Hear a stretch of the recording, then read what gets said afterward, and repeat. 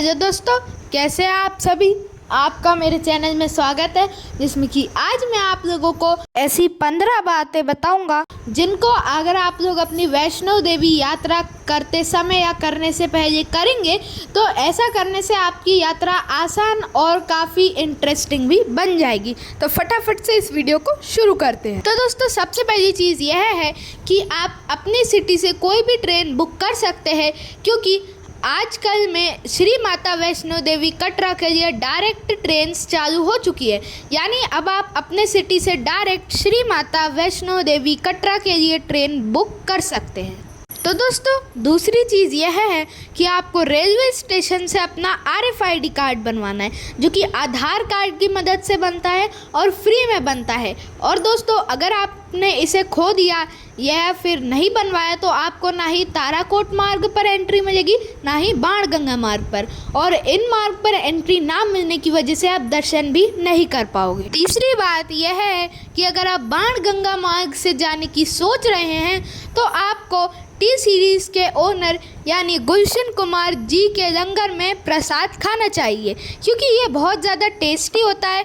और अगर मैं लोकेशन की बात करूं तो ये बाणगंगा पर थोड़ी चढ़ाई करने के बाद लेफ्ट साइड में नीचे लोकेटेड है, आप वहां जाकर प्रसाद खा सकते हैं। फोर्थ बात यह है कि आपको तो पता ही है कि श्री माता वैष्णो देवी का मौसम ठंडा और रेनी रहता ही है, तो उनसे बचने के लिए आपको अपने साथ अपना बेस्ट रेनकोट, अम्ब्रेला और वुलन क्लोथ्स रखने हैं, ताकि इन मौसम में भी हमें कोई इमरजेंसी ना पड़े और हम अपनी यात्रा को अच्छे से कर पाएँ। फिफ्थ चीज़ यह है कि अगर आप श्री माता वैष्णो देवी यात्रा करने की सोच रहे हैं तो ऑनलाइन बुकिंग करें। ऐसा मैं इसलिए कह रहा हूँ क्योंकि जो ऑनलाइन टिकट्स खाली बचती है उनको काउंटर टिकट यानी ऑफलाइन टिकट दिया जाता है। इसलिए मैं आपको सजेस्ट करूँगा रोपवे, हेलीकॉप्टर, रूम और बैटरी कार ऑनलाइन बुक करें, और उस वेबसाइट का नाम मैंने नीचे लिख दिया है, आप उस वेबसाइट का इस्तेमाल कर सकते हैं। सिक्स्थ पॉइंट यह है कि आपको दर्शन करने का कोई ऐसा समय चुनना है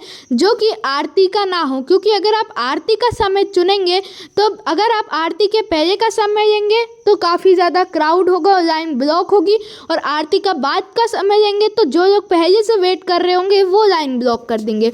और आरती का टाइम होता है मॉर्निंग और इवनिंग, तो आप या तो आफ्टरनून का समय सिलेक्ट कर सकते हैं या तो नाइट को 10 o'clock के बाद का समय सिलेक्ट कर सकते हैं। सेवन्थ पॉइंट यह है कि अगर आप अटका आरती में शामिल होना चाहते हैं तो इसकी बुकिंग हम लोग ऑनलाइन भी कर सकते हैं, और ऑनलाइन बुकिंग करने के लिए हम श्राइन बोर्ड की वेबसाइट का इस्तेमाल कर सकते हैं। एट्थ पॉइंट यह है कि अगर आप चढ़ाई करना शुरू करने की सोच रहे हैं तो आप 2 hours पहले ही खाना खा लें।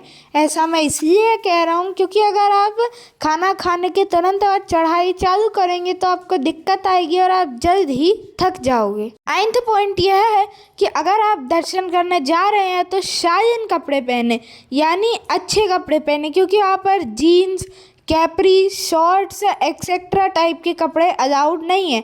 और अगर आपको मेरी बात पे विश्वास नहीं हो रहा है तो आप जहाँ पे भी दर्शन करने जाओगे वहाँ पर ये लिखा होगा। 10th पॉइंट यह है कि आपको श्राइन बोर्ड के सभी रूल्स को फॉलो करना चाहिए। 11th पॉइंट ये है कि बाय चांस अगर आपने रोपवे, हेलीकॉप्टर बुक कर लिया लेकिन आप रूम बुक करना भूल गए तो आपके लिए दुर्गा भवन बेस्ट रहेगा, जहाँ पर फ्री डॉर्मेट्री अवेलेबल है। और ऐसा भी नहीं है कि सिर्फ दुर्गा भवन ही ऐसा भवन है, यहाँ पर और भी कुछ ऐसे ही भवन बने हुए हैं जिनमें आप रुक सकते हैं। और अगर मैं बात करूँ क्विल्ट की यानी कंबल की, तो हम लोग 100 रुपये देकर ये क्विल्ट ले सकते हैं, और क्विल्ट लेने की जगह हम लोगों को भवन में ही देखने को मिल जाएगी। और अगर मैं इनके रेट की बात करूँ तो ये फ्री है लगभग, लेकिन आप अपने 100 रुपीज़ रात को जमा कर क्विल्ट का इस्तेमाल कर सकते हो, सुबह वापस क्विल्ट जमा करके अपने 100 रुपीज़ ले सकते हैं वापस। 12th पॉइंट यह है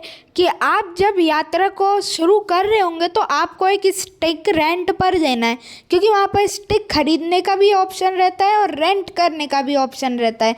ऐसा मैं इसलिए कह रहा हूँ कि आप रेंट में ले लो, क्योंकि जब आप आगे चढ़ाई करोगे तो आपको स्टिक की काफ़ी ज़्यादा ज़रूरत आएगी। और केवल चढ़ाई में नहीं, उतरते समय भी इसका बहुत यूज़ आएगा, क्योंकि इसकी मदद से हम बैलेंस बनाकर चल पाएंगे। 13th पॉइंट ये है कि जब आप यात्रा शुरू करने वाले होंगे और पैकिंग कर रहे होंगे तो आपको अपने साथ मेडिसिन रखना है, जैसे कि Move, Electral powder, paracetamol, no दर्द की टैबलेट, पेट दर्द की टैबलेट और फीवर की टैबलेट आपको अपने साथ रखना है, क्योंकि मार्ग पर चढ़ाई करते समय आपको जब इनकी आवश्यकता होगी तो आप इनका उपयोग कर सकते हैं। 14th पॉइंट यह है कि आपको तो पता ही है कि यहाँ पर ट्रैकिंग की जाती है, इसलिए आपको अच्छे ट्रैकिंग शूज़ पहनकर इस यात्रा को शुरू करना चाहिए। हमारा लास्ट और सबसे इम्पोर्टेंट पॉइंट यानी 15th पॉइंट ये है कि अगर आप ऊपर भवन में रुकने की सोच रहे हैं